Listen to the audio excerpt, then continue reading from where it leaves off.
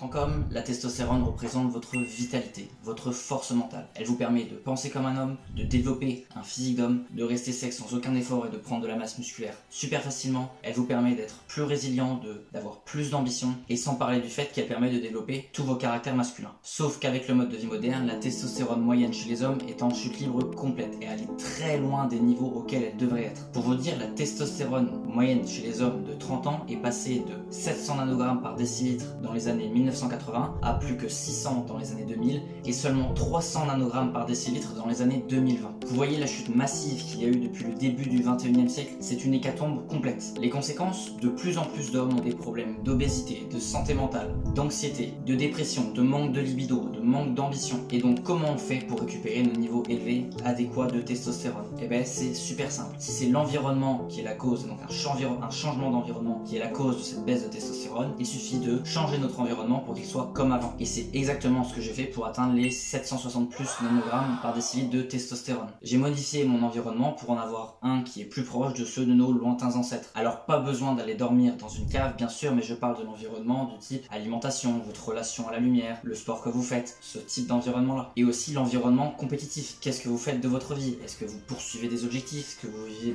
dans un monde où il y a de la compétition? Ou est-ce que vous ne faites rien de votre journée et que vous scrollez toute la journée sur votre téléphone? Comprenez bien ça, il n'y a pas besoin de faire des trucs bizarres ou de prendre 36 suppléments spécifiques pour remonter sa testostérone. Il suffit juste de faire recoller son environnement sur celui qu'avaient nos ancêtres et on récupérera naturellement une testostérone élevée qui sera bien plus haute que 98% de la population. Donc voilà les 5 points qu'on va aborder et sur lesquels il faut se focus pour récupérer une testostérone haute. Les points qu'il faut changer de notre environnement, ça va être l'alimentation, notre relation avec la lumière et le sommeil, l'activité physique, les perturbateurs endocriniens et notre mode de vie en rapport avec la compétition. Donc le premier point, c'est l'alimentation. Il va falloir que vous mangiez les aliments qui vont vous donner les nutriments pour fabriquer la testostérone et ça va être des produits animaux gras. Ils contiennent tout ce dont votre corps a besoin pour fabriquer la testostérone à partir du cholestérol. Que ce soit le cholestérol en lui-même que vous trouverez dans les aliments, que ce soit le zinc, le magnésium, le rétinol, la vitamine A, tous ces nutriments vont être présents en abondance dans les produits animaux comme la viande rouge,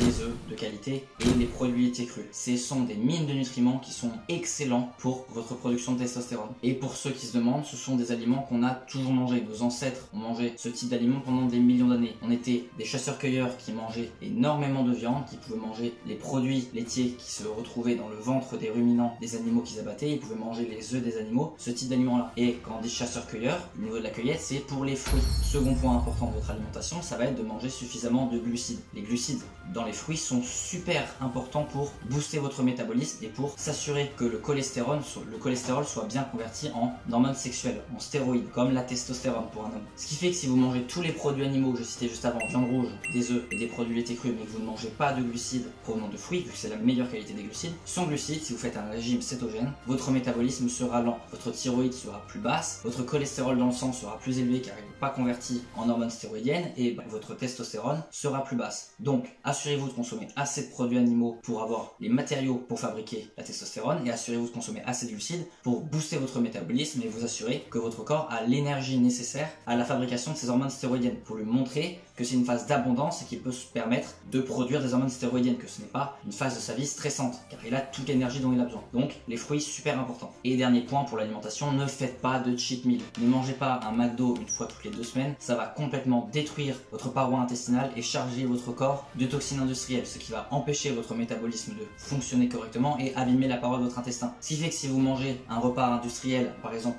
un fast food toutes les 2-3 semaines, même une seule fois toutes les 2-3 semaines, ça va complètement abîmer votre système, empêcher l'absorption des nutriments et ralentir votre métabolisme. Et donc ça va grandement réduire vos gains. Donc pas de cheat meal du tout, ça en vaut largement le coup. Deuxième point, ça va être votre relation à la lumière et le sommeil. Le sommeil est super important parce que c'est là que toutes vos hormones sexuelles sont produites, c'est la nuit que votre testostérone est produite. Si vous ne dormez pas assez, votre production de testostérone la journée d'après sera beaucoup plus basse. Et pourquoi la relation à la lumière est importante? Parce que c'est elle qui vous permet d'avoir un sommeil de qualité. Votre horloge circadienne qui vous permet d'avoir un sommeil de qualité, qui gère la production de mélatonine, qui permet d'avoir un sommeil réparateur, est gérée par le cycle de la lumière. Il faut que vous voyez la lumière du soleil le plus possible en journée et que vous n'ayez pas de lumière artificielle le soir parce que ça dérègle cette horloge. En déréglant cette horloge, votre production de mélatonine est affectée et vous avez un sommeil qui est de bien moindre qualité. Même si vous dormez sans vous réveiller, vu que vous avez moins de mélatonine, votre vu que c'est un antioxydant, la mélatonine, votre corps se répare moins bien. Vous produirez moins de testostérone parce que votre cycle de lumière n'est pas accordé.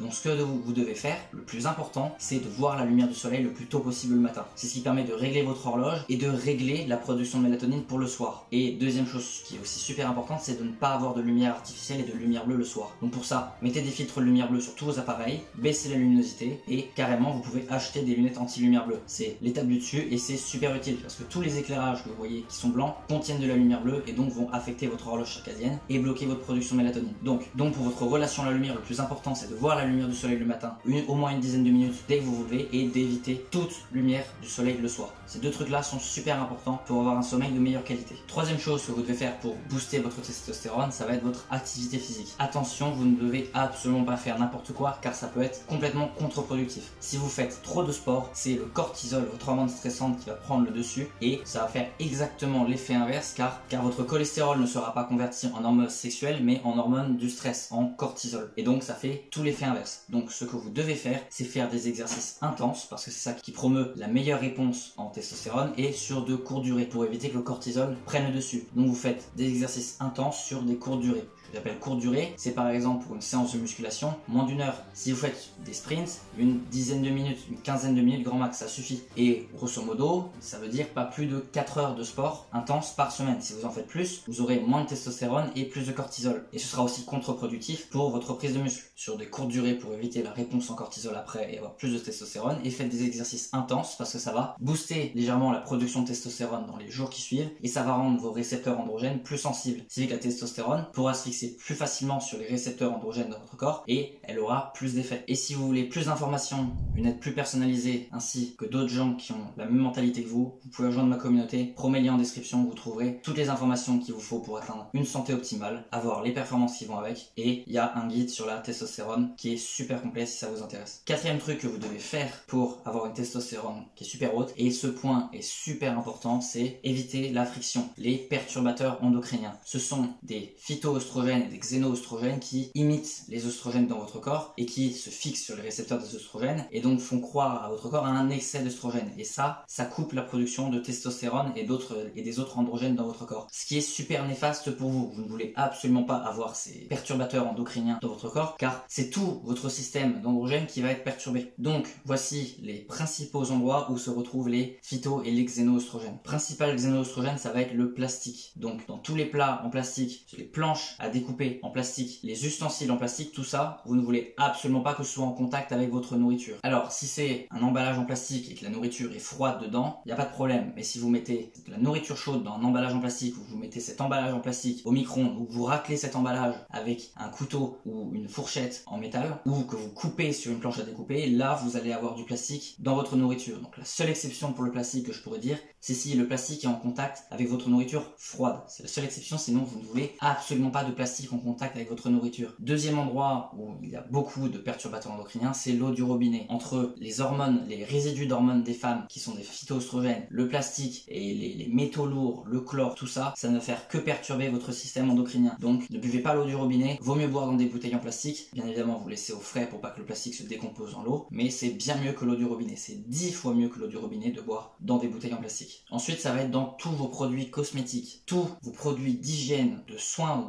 du visage, toutes les crèmes que vous pouvez vous mettre sur vous sont bourrés de xénoœstrogènes, des phtalates, des parabènes. Il y a énormément de ces xénoœstrogènes dans tous vos produits d'hygiène. Donc prenez des produits d'hygiène complètement naturels. C'est complètement idiot de vous tartiner avec une crème qui est remplie de xénoœstrogènes et qui est absorbée par votre peau. C'est pareil, quand vous mettez un shampoing, votre cuir chevelu absorbe très facilement tout ce que vous lui mettez dessus. Si vous mettez un shampoing dessus, n'importe quel shampoing que vous prenez en grande surface, bourré de ce que je vous dis, de parabènes et de substances comme ça va être absorbé par votre système et ça va se retrouver dans votre corps. Et ça va perturber tout votre système androgénique. Donc prenez des produits complètement naturels. Et si vous avez des problèmes avec l'acné, vous avez juste à changer votre alimentation, de manger ce que je vous ai recommandé et à ne pas faire de cheat meal du tout. En quelques mois, vous n'aurez plus d'acné et vous n'aurez pas besoin de produits d'hygiène. Ça va plutôt vous donner de l'acné plutôt que vous aider. J'ai une vidéo là-dessus si ça vous intéresse, je vous laisse aller la voir. Et dernier truc important, ça va être dans l'alcool et plus spécifiquement la bière.